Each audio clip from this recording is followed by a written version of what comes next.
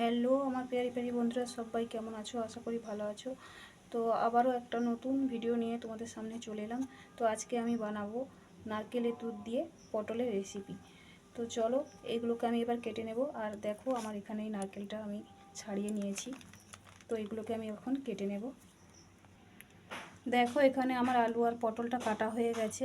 তোমরা চাইলে আলাদা করে কাটতে পারো, আমি একসঙ্গেই কেটে নিয়েছি।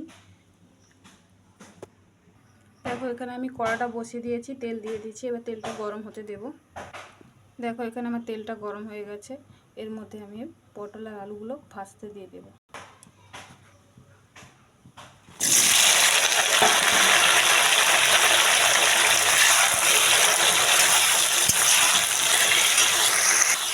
এর মধ্যে আমি একটু লবণ দিয়ে দেবো, তাহলে একটু জ্বলে যাবে। অল্প করে দিয়ে দিচ্ছি। এর আগে আমি দিয়েছিলাম দই পটল। তো আজকে বানাবো নারকেলের দুধ দিয়ে পটলের রেসিপি। এতে এবার দিয়ে দেবো হালকা করে হলুদ গুঁড়ো, অল্প করেই দেবো, যেহেতু তরকারি যখন করবো মশলার সময় তখন আবার একটু দেবো, হালকা করেই দিলাম। এটাকে আমি এবার ঢাকা দিয়ে দেবো। দেখো এখানে আমার নারকেলটা পোড়া হয়ে গেছে। এটাকে আমি একটু জল দিয়ে ভালো করে চটকে এর দুধটা বের করে নেব। দেখো এখানে আমি নারকেলের দুধটা বের করে নিয়েছি। এখানে আমার পটলগুলো কম বেশি দেখো সেদ্ধও হয়ে এসছে, হালকা হালকা ভাজাও হয়ে এসছে। দেখো এখানে আমি নারকেলের দুধ দিয়ে পটল বানানোর যে রেসিপিটা বানাচ্ছি। তো দেখো এখানে আমি পেঁয়াজ নিয়ে নিয়েছি, আদা রসুন টমেটো, এগুলোকে আমি এবার পেস্ট করে নেব।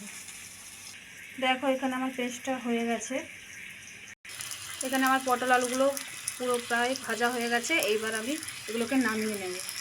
দেখো ওই কড়াইতে আমি তেল দিয়ে দিয়েছি, তেলটা গরম হয়ে গেছে। এবার মশলাটা দিয়ে দেব।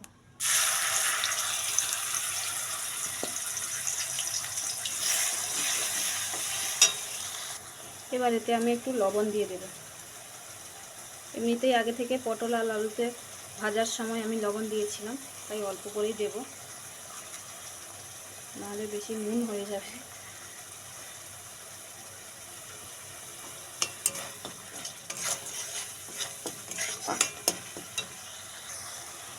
এইভাবে আমি মশলাটা কষে নেব যতক্ষণ না এর কাঁচা গন্ধটা না বের হয়, ততক্ষণ আমি কষে নেব মশলাটা। এতে এবার দিয়ে দেবো হলুদ গুঁড়ো।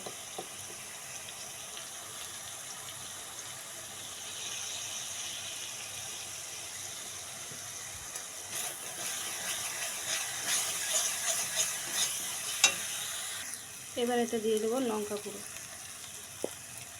তো তোমরা যেভাবে ঝাল খাও সেইভাবেই দেবে।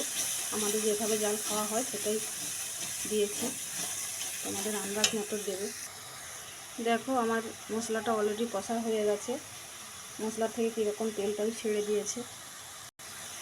এবার এতে ভেজে রাখা আলু আর পটলগুলো দিয়ে দেবো।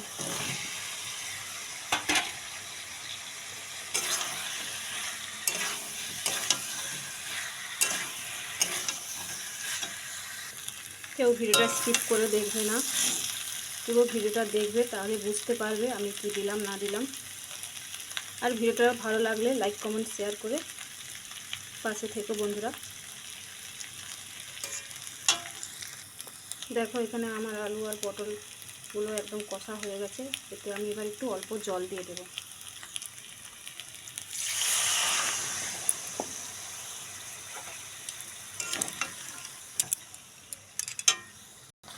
দেখো কম বেশি আমার আলু পটলগুলো আগে থেকেই সেদ্ধ হয়ে গেছিলো।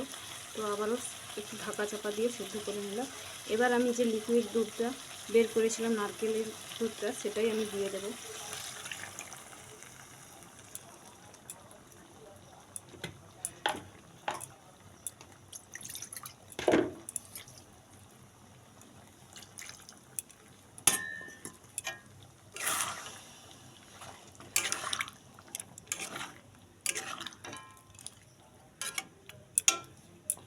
আমি যেভাবে বানাই সেটাই তোমাদের সঙ্গে শেয়ার করলাম, তোমরাও বানিয়ে দেখবে, খুব একটা খারাপ লাগবে না।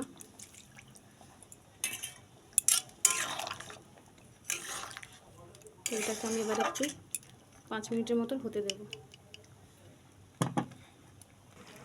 দেখো এটা আমার হয়ে গেছে। এবার এতে একটু ভেজে রাখা আমি গরম মশলার গুঁড়োগুলো দিয়ে দেব।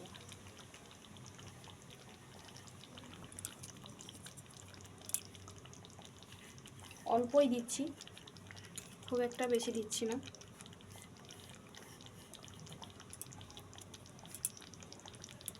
এইভাবে একটু নাড়াচাড়া করে নেব।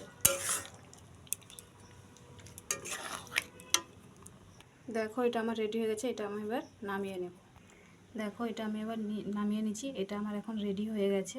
তো এই ছিল আজকে নারকেলের দুধ দিয়ে পটলের রেসিপি। তো ভিডিওটা কেমন লাগলো আশা করি কমেন্টে জানিও, আর ভিডিওটা ভালো লাগলে লাইক কমেন্ট সাবস্ক্রাইব করে পাশে থেকো। তোমরাও বানাতে পারো এরকম ভিডিও, তো খুব একটা খারাপ লাগবে না, বানিয়ে দেখো, ভালোই লাগবে আশা করি। কেউ কি স্কিপ করবে না, সবাই পুরো ভিডিওটা দেখবে, তাহলে বুঝতে পারবে আমি কি কি দিলাম, নাহলে কিছুই বুঝতে পারবে না কেটে কেটে দেখলে। আর আমার ভিডিওটা এতক্ষণ ধরে এত ধৈর্য ধরে ভিডিওটা দেখার জন্য সবাইকে অনেক অনেক ধন্যবাদ। তো আমি এখানেই ভিডিওটা শেষ করলাম। সবাই ভালো থেকো, সুস্থ থেকো। আবারও কোনো নতুন একটা ভিডিও রেসিপি একটা ভিডিও নিয়ে চলে আসবো তোমাদের সঙ্গে শেয়ার করতে। সবাইকে এখন টাটা।